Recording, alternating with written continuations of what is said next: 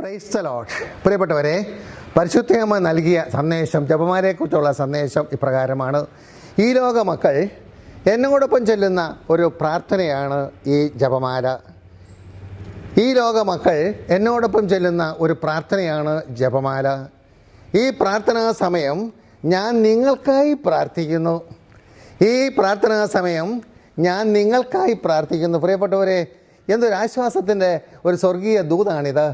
ഈ പ്രാർത്ഥനാ സമയം ഞാൻ നിങ്ങൾക്കായി പ്രാർത്ഥിക്കുന്നു.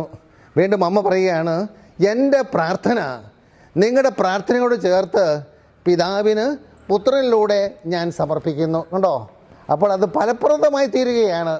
അമ്മ വീണ്ടും പറയുകയാണ്, എൻ്റെ പ്രാർത്ഥന നിങ്ങളുടെ പ്രാർത്ഥനയോട് ചേർത്ത് പിതാവിന് പുത്രനിലൂടെ സമർപ്പിക്കുന്നു. ഇതാണ് ജപമാല ദൈവസന്നിധിയിൽ വളരെ പ്രീതികരമായി തീരുന്നത്. കാരണം നമ്മുടെ പ്രാർത്ഥന പരിശുദ്ധയമ്മയുടെ പ്രാർത്ഥനയുമായിട്ട് യോജിപ്പിച്ച് അമ്മ പിതാവിന് പുത്രനിലൂടെ സമർപ്പിക്കുന്നു. എന്നിട്ട് പറയുകയാണ്, അപ്പോൾ ഇത് ഫലപ്രദമായി തീരും.